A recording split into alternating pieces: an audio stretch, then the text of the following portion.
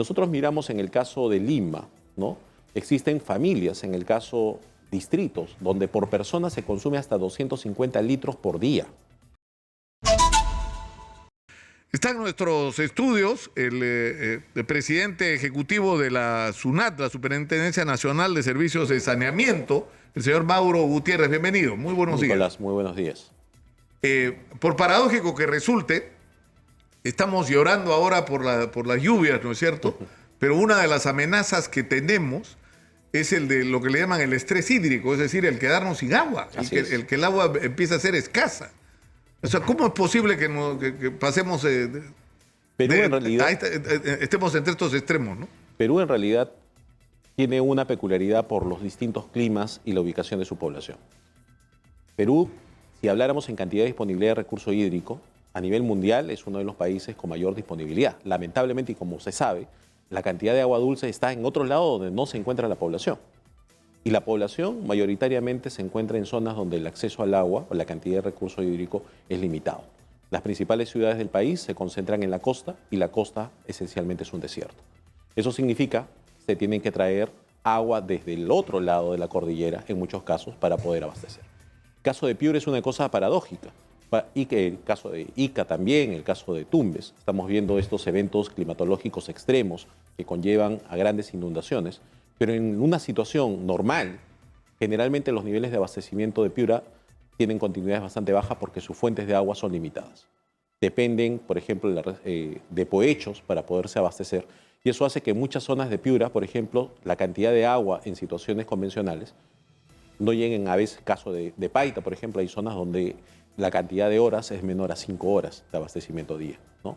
Y evidentemente eso tiene efectos también en la salud y en el desarrollo de la población.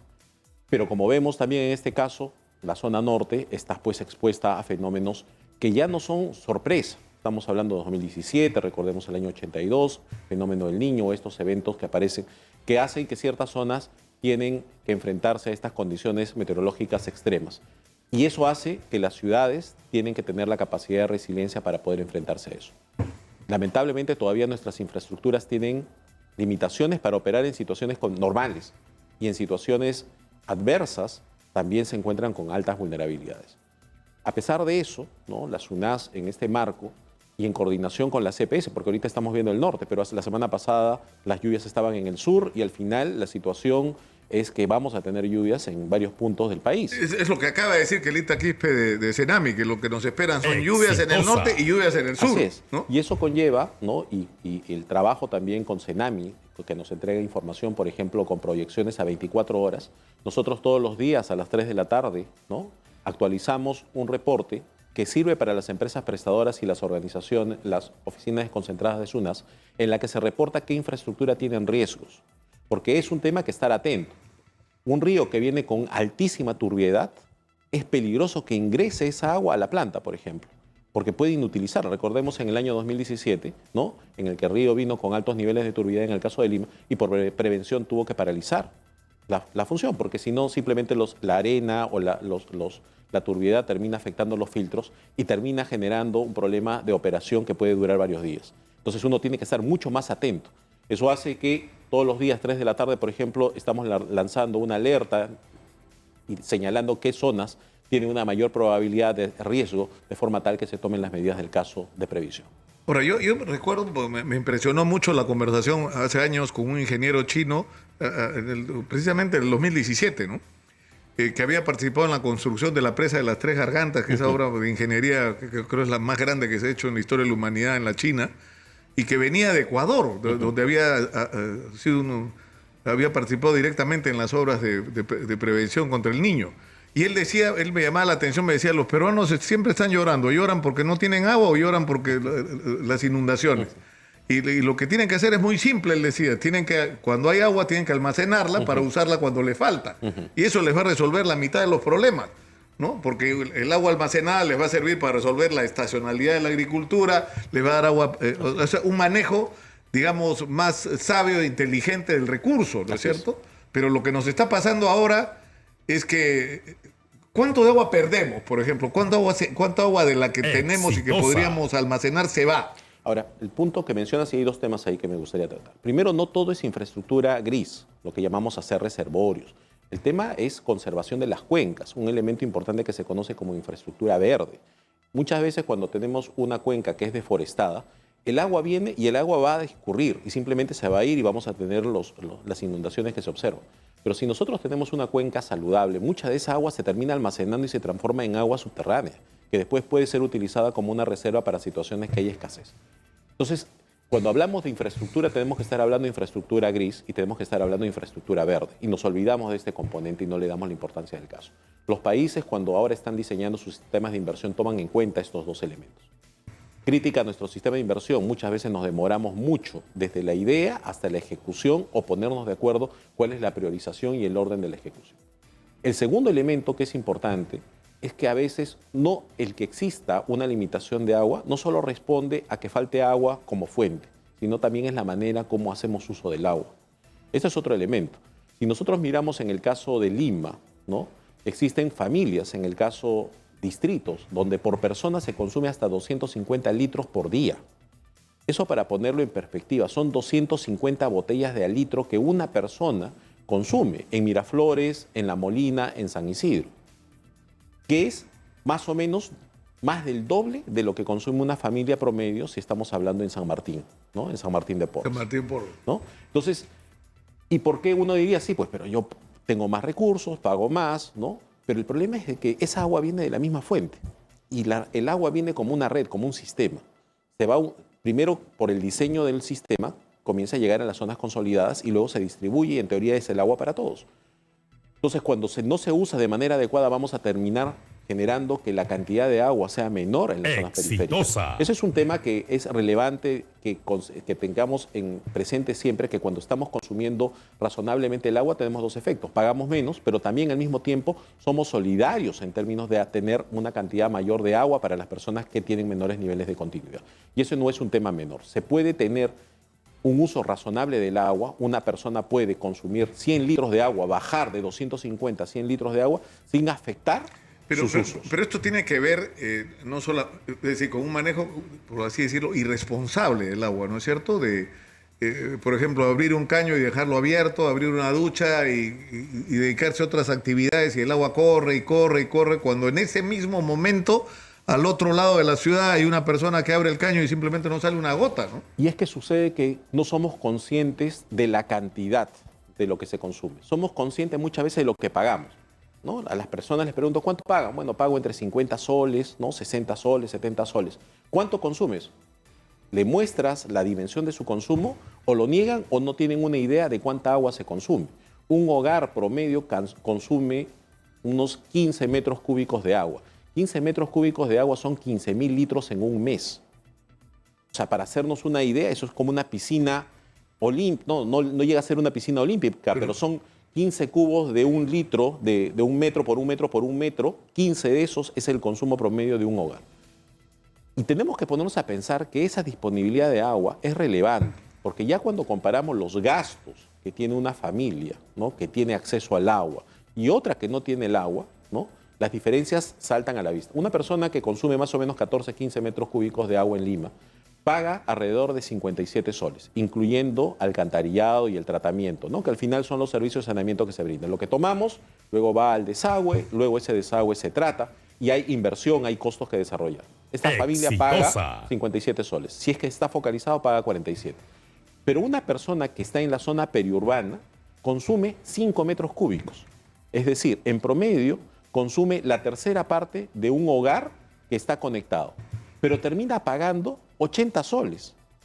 Termina pagando mucho más que uno conectado y termina consumiendo la tercera parte de un hogar conectado. Y eso tiene efectos importantes en la salud, tiene efectos en la educación, tiene efectos, el día de ayer hemos celebrado el Día Internacional de la Mujer, el tema del agua tiene un tema importante con el género. Porque la pregunta es bien sencilla, en un hogar cuando falta agua, ¿a quién le encargamos que traiga el agua? Posiblemente a la niña. ¿A quién le encargamos que cocine? Bueno, decimos cocina y inmediatamente tenemos que asociarlo al agua.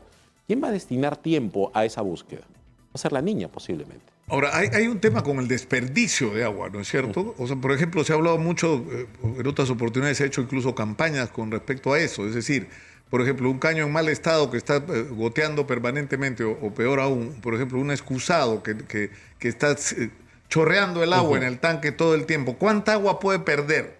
Para empezar, ¿cuánta plata puedes perder? ¿No? Un excusado, ¿no? Un inodoro que se deje que pase el agua puede significar más o menos unos 140 metros cúbicos, hasta 10 veces el consumo de un hogar promedio.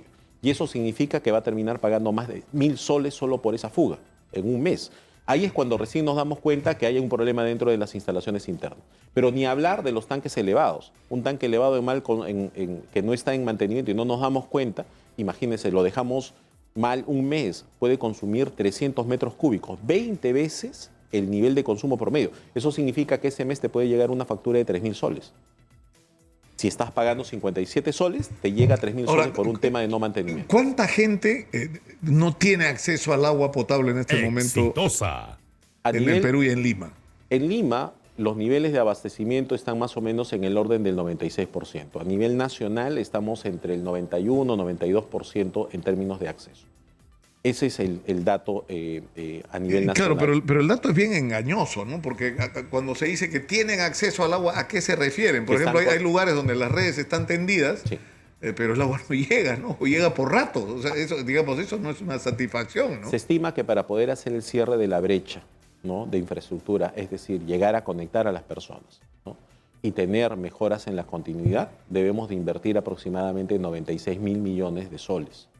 Si tomamos en cuenta que el presupuesto público es del orden de los 5.800, 5.900, démonos cuenta en cuánto tiempo vamos a hacer el cierre. Es que en todas las áreas pasa lo mismo. En infraestructura educativa el déficit, nos lo ha confirmado el ministro de Educación, es de 52.000 millones de soles. Invertimos como 3.500 o 4.000 al año. Es decir, necesitamos 50 años para llegar a donde deberíamos llegar. Y acá es lo mismo. Y pasan dos cosas ahí. Primero, que la población tiene un crecimiento vegetativo, ¿no? Ese déficit de inversión va a ir creciendo en la medida que la población va a ir creciendo. Pero también responde a que no crecemos de manera ordenada, ¿no? El crecimiento de la infraestructura va siguiendo a la población. Y eso también es un tema de responsabilidad de las autoridades regionales, locales, en la planificación ordenada de la población, ¿no? Porque si no, simplemente, y además es otro tema importante, el costo de la conexión va creciendo exponencialmente mientras más alejado esté la población. Ahora, ¿qué es lo que nos espera? Es decir, porque hay obras que tendrían que hacerse, ¿no es cierto? Por ejemplo, se habla mucho de Marca 2, la necesidad de ampliar las fuentes de abastecimiento de agua para Lima. Pero si no se hace lo que se tiene que hacer, ¿qué es lo que nos espera en el futuro? Ahora, evidentemente en el caso de Lima, solo para mencionar los efectos de no identificar con claridad la secuencia de priorización de las inversiones para fuentes y de redes, va a significar que progresivamente los niveles de continuidad vayan reduciendo. Lima, a pesar de todo, en promedio, tiene niveles de continuidad importantes, ¿no? Estamos en el orden de 22 horas por día promedio, pero siempre el promedio es engañoso, porque en las zonas periurbanas los niveles de continuidad son bajos. Una de las labores de la SUNAS en este tiempo es tratar de identificar, y ya no guiarnos del promedio, sino identificar, es como un paciente crítico. Tenemos que identificar los sectores donde la calidad es limitada y tener los planes de contingencia para la atención respectiva. Como hemos visto hace unos meses, por ejemplo, en el caso de Ica, había una zona donde los niveles de continuidad estaban en el orden de 3 horas, 4 horas promedio. El río, paradójicamente, en esos meses siempre se seca, disminuye la cantidad de agua en las galerías filtrantes y la consecuencia fue de que los niveles de abastecimiento se redujeron significativamente. Y el tema es cómo atendemos a esa población, porque tiene que salir inmediatamente los planes de contingencia para entregar agua. Si usted pudiera resumir lo que hay que hacer, o sea, cuáles son las 2, 3 o 4, no sé, cuáles son las urgencias, las tareas, a qué tenemos que abocarnos para enfrentar esto que usted ha descrito. Identificación clara de los proyectos, priorización de los proyectos, los montos en relación de cuánto va a significar esto, la programación y la identificación de las fuentes y los responsables de quienes tienen que ejecutar estas inversiones. Y en segundo lugar, el ordenamiento territorial. Tiene que ser un ordenamiento claro por dónde se va a realizar el crecimiento de las ciudades. Si no conversan estos dos elementos, no vamos a poder hacer el cierre. Claro, si no tenemos una idea clara qué es lo que queremos construir como país, lo cual supone tener un plan, es decir, no gastar el dinero ¿no? En función de la autoridad que nos toca y las urgencias que tiene. No se puede estar cambiando de rumbo continuamente. Exitosa. Hay proyectos de inversión y uno comienza a revisar que recién podrían estarse ejecutando, que la idea inicial surgió en el año 2006-2007. Fijémonos, 14, 15 años desde que se transformó en un perfil hasta que recién se está implementando. Cuando ya se comienza a implementar, la realidad es totalmente distinta a cuando se planificó. Eso es muchas veces las críticas a los sistemas de inversión pública. Tenemos que ser ágiles en ese sentido y tener claridad y definir con cierta lógica cuál es el orden de las prioridades de las inversiones que se tienen que llevar a cabo. Yo le agradezco mucho por estar con nosotros el día de hoy y vamos a prestarle más atención a este tema, ¿no? Yo creo que hay que hacer campañas, como usted dice, hay que identificar en cada lugar lo que hay que hacer y hay que hacer campañas para que se hagan. O sea, como usted dice, no puede ser que haya obras que están 15, en algunos casos más. Yo conozco proyectos que tienen 20, 25, 30 años y ya está claro lo que hay que hacer. Y lo que quiero comentar es que agua no solo es la facilidad de tener el caño abierto y que podamos tener el agua ahí. Agua tiene impacto en salud, ¿no? Porque un estudio que hemos desarrollado el año pasado encontró que las personas que tenían acceso al agua potable en Lima tuvieron entre 15 y 25% menos probabilidad de contagiarse de COVID. Una persona o un niño que tiene acceso al agua se expone menos a las diarreas y a la desnutrición crónica infantil. Un niño que tiene en su colegio agua con continuidad aumenta su concentración en el estudio. Una niña que tiene agua en su casa obviamente va a destinar más tiempo para estudiar. Un hogar que tiene más acceso al agua aumenta su productividad. Aumenta la productividad del país porque si las personas se enfrentan menos a inasistencias porque el niño, el hijo, la hija se enferma, ¿no? Claro. Y ya no faltas al trabajo, evidentemente mejoras la productividad. Pensar que el agua es un componente, un sector, una función del Exitosa. Estado y no analizar las externalidades positivas que tiene, hace que se le pierda su importancia en la asignación de los recursos. Muchas gracias. Mauro Gutiérrez, presidente ejecutivo de SUNASA, ha estado con nosotros. Muchas gracias, Muy gentil.